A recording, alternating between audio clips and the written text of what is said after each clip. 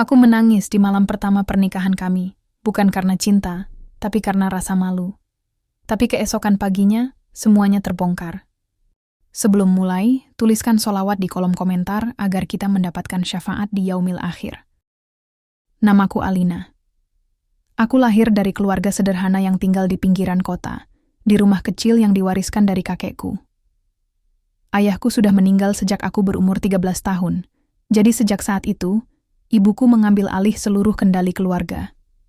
Ia menjadi ibu sekaligus kepala rumah tangga yang keras dan disiplin. Tidak ada ruang untuk membantah atau berdebat dengannya.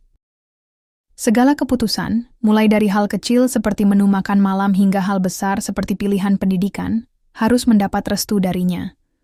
Kalau tidak, siap-siap saja menghadapi amarahnya yang bisa membuat siapapun gemetar. Aku tumbuh menjadi gadis penurut. Meskipun dalam hati sering memberontak, aku belajar untuk menyimpannya rapat-rapat. Ibuku percaya bahwa kehidupan adalah soal bertahan dan menurut pada takdir, dan ia merasa dirinya lah penentu takdir terbaik bagi anak-anaknya. Aku hanya bisa pasrah, apalagi sejak kecil selalu ditekankan bahwa orang tua adalah perpanjangan tangan Tuhan. Maka ketika pada suatu malam ibuku memanggilku ke ruang tamu dan mengatakan bahwa dia sudah menemukan jodoh untukku, aku tahu, ini bukan permintaan. Ini perintah. Aku sempat berpikir, mungkin akhirnya aku akan dijodohkan dengan pria yang cukup mapan. Mungkin kenalan dari komunitas pengajian atau anak teman lamanya yang bekerja di luar negeri. Tapi, bukan itu yang terjadi. Begitu aku melihat foto yang ditunjukkan ibu, aku tercekat. Di dalam foto itu, berdiri seorang pria kurus dengan pakaian compang-camping, rambut acak-acakan, dan wajah yang nyaris tak bisa kulihat jelas. Namanya Raka, kata ibuku ringan. Dia yang akan jadi suamimu. Bu, ini pengemis? Suaraku tercekat. Aku berharap ini hanya gurauan atau semacam ujian kesabaran, tapi ibu menatapku serius.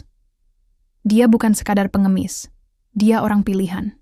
Ibu mendapat petunjuk lewat mimpi 3 malam berturut-turut. Dia akan jadi berkah buat hidupmu. Aku tidak tahu harus tertawa atau menangis. Rasanya seperti dunia menertawakanku. Sementara teman-temanku sibuk pamer cincin tunangan dari pria berkarier, aku justru dipaksa menikah dengan seseorang yang bahkan tak punya tempat tinggal tetap. Aku mencoba memberanikan diri menolak, mencoba menjelaskan bahwa aku sedang menjalin hubungan dengan Dimas, pria yang kucintai, lulusan luar negeri, dan bekerja di perusahaan besar. Tapi semua kata-kataku dipotong oleh ibuku dengan tegas. Dimas bukan untukmu. Ibu sudah bilang, ini soal masa depan. Kamu harus percaya sama firasat ibu. Air mataku jatuh malam itu. Aku berlutut di depan ibuku, memohon agar ia membatalkan niatnya. Tapi ia tak bergeming. Ini bukan soal kamu mau atau tidak, Alina. Ini soal percaya atau tidak. Ibu takkan salah pilih. Kau akan mengerti nanti. Aku terisak sendirian malam itu di kamar, memeluk bantal sambil berdoa agar ini semua hanyalah mimpi buruk yang akan berlalu saat fajar. Tapi nyatanya, itulah awal dari kisah paling aneh dalam hidupku. Kisah yang akhirnya mengubah segalanya. Pernikahan kami berlangsung secara sederhana, bahkan cenderung menyedihkan. Tidak ada dekorasi megah, tidak ada gaun putih yang berkilau seperti yang biasa kulihat di media sosial teman-temanku. Yang ada hanya sebuah ruangan sempit di aula kelurahan, kursi plastik yang berderet seadanya, dan meja saksi dengan taplak lusuh.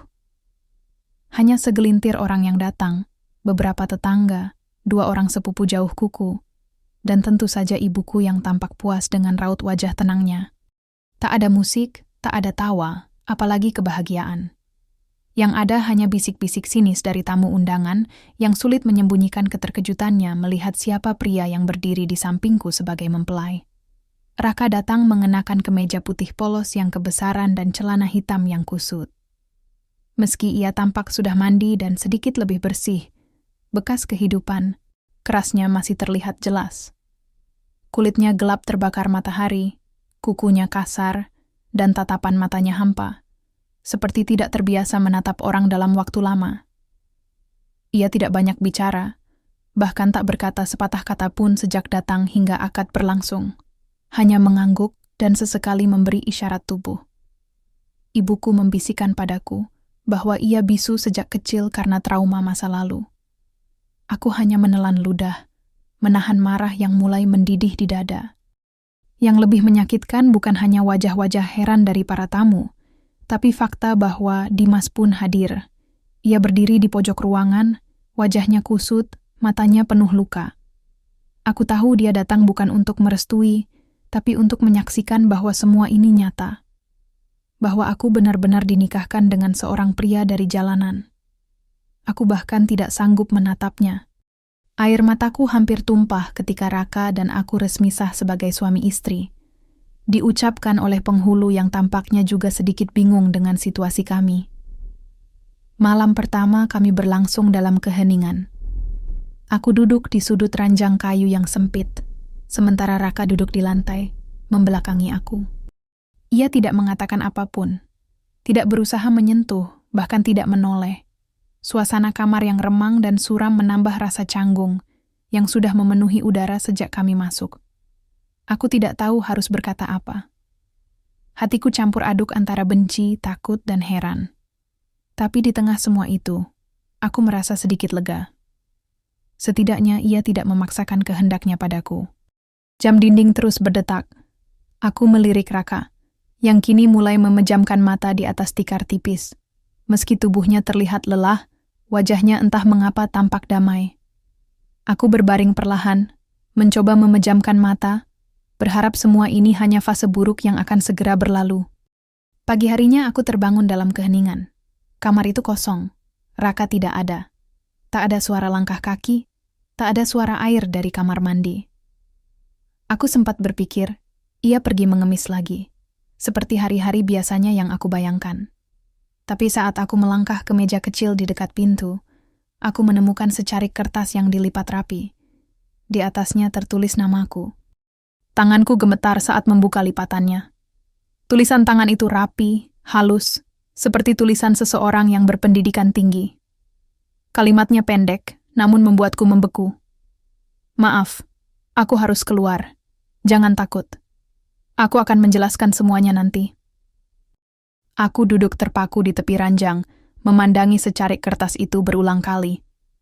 Jantungku berdegup kencang. Bagaimana mungkin? Ibuku bilang Raka bisu, tapi tulisan ini begitu jelas, bahkan memiliki gaya tulisan yang elegan dan teratur. Bukan tulisan orang sembarangan. Kalimatnya tidak panjang, tapi setiap hurufnya tersusun rapi seperti seseorang yang terbiasa menulis surat resmi atau mencatat sesuatu dengan serius. Mataku menyusuri tulisan itu berkali-kali, mencari celah bahwa ini mungkin bukan tulisan Raka. Tapi siapa lagi yang bisa menuliskannya? Hanya kami berdua di rumah ini. Hari itu berlalu dengan penuh tanda tanya. Aku tidak tahu harus curiga, takut, atau berharap. Aku mulai mengamati kembali hal-hal kecil yang sebelumnya kuabaikan.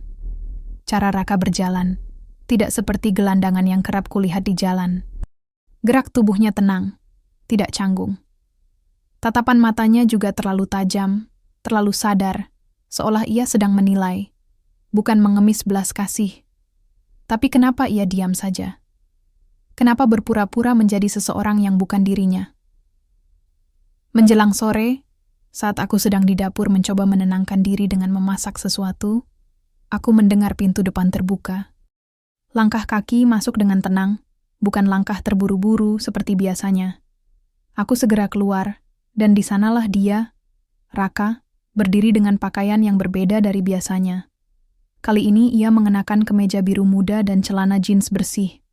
Rambutnya disisir rapi, dan di tangannya ada 2 kantong belanja besar berisi bahan makanan dan makanan siap saji dari restoran mahal di kota. Mataku membesar. Dari mana dia dapat uang untuk semua itu? Belum sempat aku bertanya. Raka tersenyum kecil dan berkata, "Kita harus bicara." Suaranya berat dan tenang. Tidak tergesa, tidak tergagap. Bahkan terdengar elegan. Aku tercekat. Ini pertama kalinya aku mendengar suaranya. Suara yang seharusnya tidak mungkin ada bagi seseorang yang katanya bisu seumur hidup. Mulutku terbuka, tapi tak ada kata yang keluar. Aku hanya menatapnya, gemetar, antara marah dan bingung. Aku tahu kamu bingung, lanjutnya pelan. Ia meletakkan kantong belanja di meja makan dan menatapku penuh kesungguhan. Ada banyak hal yang harus kamu tahu, tapi yang paling penting, aku bukan seperti yang kamu pikir. Aku ingin marah, ingin membentaknya, ingin bertanya kenapa dia mempermainkanku, tapi tubuhku kaku. Kata-kata tidak keluar. Yang ada hanya degup jantung yang makin kencang dan pandanganku yang semakin sulit fokus. Raka menarik kursi dan duduk di hadapanku. Aku bukan pengemis, katanya akhirnya. Aku memang sengaja menyamar, karena aku ingin mengenalmu tanpa topeng, tanpa bayang-bayang hartaku. Aku ingin tahu apakah kamu bisa mencintaiku, bukan karena apa yang aku punya. Tubuhku membeku. Otakku mencoba memproses kata-kata yang baru saja keluar dari mulut Raka. Seorang pria yang selama ini kukira pengemis, ternyata menyamar. Menyamar untuk mengujiku. Rasanya seperti aku sedang berada dalam skenario drama televisi. Tapi tak ada kamera, tak ada sutradara. Ini nyata, dan aku berada tepat di tengah-tengahnya. Raka menatapku lekat-lekat. Wajahnya tenang, tapi matanya menyimpan luka dan kehati-hatian. Aku tahu ini kejam. Menyamar jadi orang yang bukan diriku, membuatmu merasa dijebak. Tapi percayalah, aku tidak main-main. Aku ingin berkata sesuatu, mungkin membentaknya, atau sekadar meluapkan kekesalan, tapi suaraku tertahan. Sebagian diriku masih menolak percaya, tapi sebagian lagi perlahan mulai melihat celah kebenaran dari semua keanehan yang terjadi sejak pernikahan itu. Aku anak dari keluarga Wiratama, lanjut Raka. Keluarga besar yang menjalankan beberapa perusahaan besar di bidang properti dan ekspor. Sejak kecil aku dibentuk untuk jadi pewaris, tapi hidupku penuh kepalsuan. Teman-temanku palsu, pacar-pacarku hanya mengejar namaku, bukan diriku. Ia menghela napas panjang. Beberapa tahun lalu aku memutuskan untuk mundur dari semua itu. Aku hidup sederhana, pergi ke tempat-tempat asing, berbaur dengan orang-orang biasa. Aku ingin tahu rasanya hidup tanpa nama belakangku. Lalu, aku ingat janji antara ibuku dan ibumu. Aku memandangnya, masih tak percaya. Apa maksudmu? Ibu tahu siapa kamu sebenarnya? Tanyaku dengan suara pelan, nyaris tak terdengar. Raka mengangguk. Mereka bersahabat sejak muda. Mereka pernah membuat janji. Jika punya anak di usia yang berdekatan, mereka akan dijodohkan. Tapi saat aku mengusulkan menyamar, ibumu setuju. Katanya, dia ingin melihat apakah kamu mampu mencintai dari dasar, bukan dari penampilan atau status. Ibuku pun setuju. Dadaku sesak. Jadi semua ini direkayasa? Perasaan dipermainkan, dikhianati, bercampur dengan rasa malu karena telah meremehkan seseorang hanya dari luarnya. Tapi ada sisi lain dalam diriku yang mulai bertanya, kalau semua ini bohong, kenapa Raka tidak pernah menyakitiku? Kenapa ia begitu sabar, bahkan tidak menyentuhku semalam pun? Setiap hari aku mengamati kamu, cara kamu memperlakukan aku, meski kamu sendiri sedang hancur. Aku tidak menyalahkan kamu membenciku, tapi aku mulai melihat siapa kamu sebenarnya. Dan aku ingin kamu tahu, aku menikah denganmu, bukan hanya karena janji orang tua, tapi karena aku ingin mengenalmu lebih jauh. Aku menunduk. Air mata menetes tanpa kusadari. Bukan karena sedih, tapi karena bingung. Dunia yang kuanggap sederhana ternyata menyimpan kisah yang tak terduga. Dan lelaki yang kukira kehancuranku, perlahan berubah menjadi teka-teki paling jujur dalam hidupku. Hari-hari setelah pengakuan Raka berlalu dalam keheningan yang berbeda. Bukan lagi keheningan yang dingin dan penuh ketegangan, melainkan keheningan yang membuatku berpikir lebih dalam. Aku mulai memperhatikan Raka dari sisi yang sebelumnya tak pernah kupedulikan. Caranya merapikan tempat tidur setiap pagi, membantuku di dapur tanpa diminta. Bahkan cara dia menatapku, selalu penuh ketenangan dan rasa hormat. Ia tidak pernah memaksa, tidak pernah mencoba mengambil ruang yang belum kuizinkan. Tapi ia selalu ada, seperti menunggu aku siap membuka hati. Raka mengajakku berjalan-jalan ke taman kota suatu sore. Di sana, di antara pepohonan yang bergoyang pelan diterpa angin, ia bercerita tentang masa kecilnya. Tentang bagaimana ia tumbuh dalam keluarga kaya, namun selalu merasa kesepian karena semua orang mendekatinya hanya demi keuntungan. Aku mendengarkan dengan diam, dan untuk pertama kalinya aku merasa, kami sama. Aku juga tumbuh dalam dunia yang dikendalikan oleh keinginan orang tua, tak pernah diberi ruang untuk memilih atau merasa cukup. Perlahan, dinding dalam diriku mulai retak. Kebencian berubah menjadi rasa penasaran, dan dari situ tumbuh benih-benih kepercayaan. Tanpa aku sadari, aku mulai menantikan saat-saat bersamanya. Tawa kecil kami di dapur, percakapan ringan menjelang tidur, dan cara ia memperlakukanku seolah-olah aku adalah sesuatu yang sangat berharga.